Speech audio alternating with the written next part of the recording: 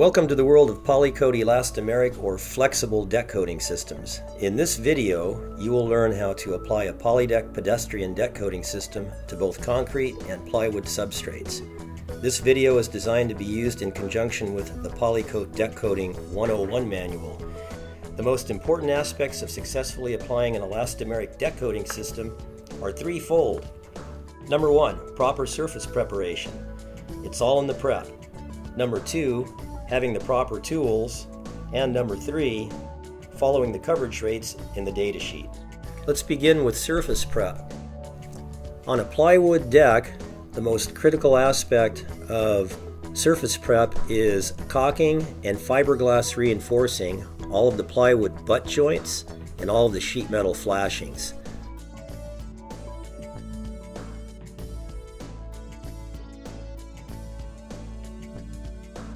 The wall-to-deck flashings and the outer edge metal flashings must be both caulked and reinforced with a reinforcing fabric.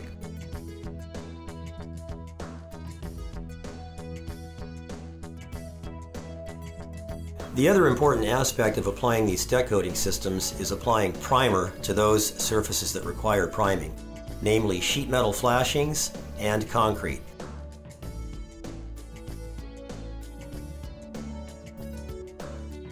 These coating systems are self-priming on plywood. So as part of prep, all exposed sheet metal flashing must be primed with a two-part epoxy primer. Again, that's applied to all exposed sheet metal flashings and concrete when you're applying these systems to concrete decks.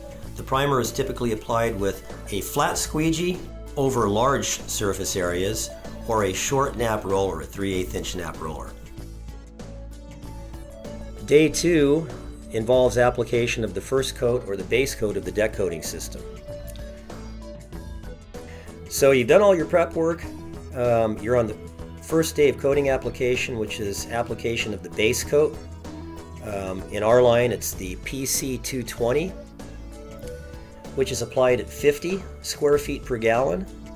And again, that's applied with either a 1/8 inch notch trowel or notch squeegee or a 5/8 inch nap roller. At 50 square feet a gallon, you will get 30 mils without fail every time. All of these coatings take an overnight cure time. So after you've applied the base coat, which is also the flexible waterproofing membrane, you let that sit overnight and come back on day three now, application of the intermediate or broadcast coat. Typically, the broadcast medium is sand, and the type of sand that you use is a clean washed, kiln dried sand known as lapis luster or Monterey sand. That's the most common aggregate that's used in these coatings. You can also use other types of broadcast mediums for a more decorative finish, such as vinyl paint chips and color quartz aggregate. These are a little bit more tricky to apply, so the typical application incorporates Monterey sand. The coverage rate of the intermediate coat is 100 square feet per gallon, which yields 10 dry mils.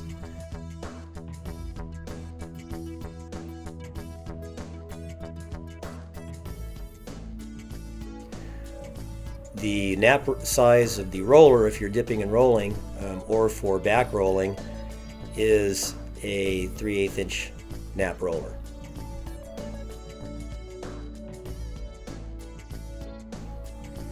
You will apply the coating at the prescribed coverage rate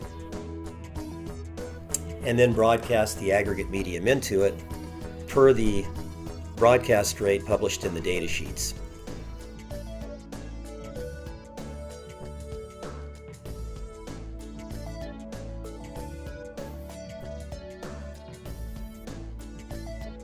When I used to do the work, and a lot of applicators I deal with, broadcast to refusal.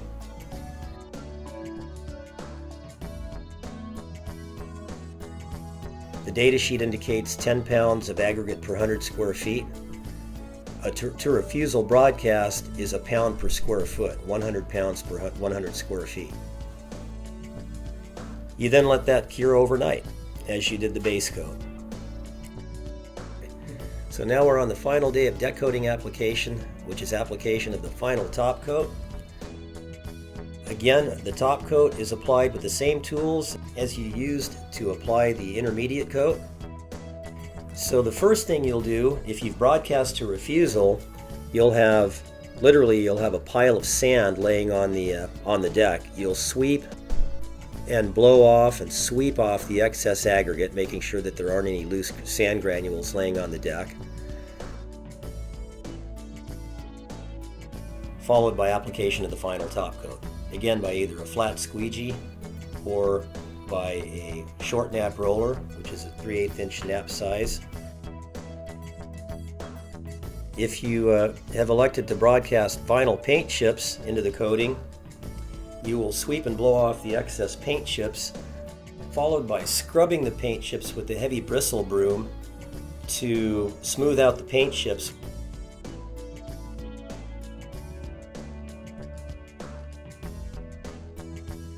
And then blowing off the dust that collects.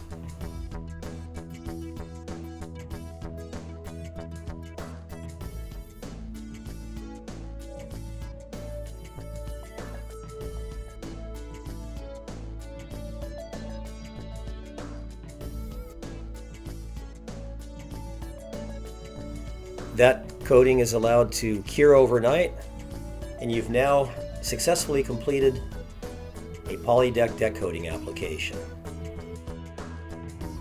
With proper maintenance and a proper recoat program, these decks last indefinitely.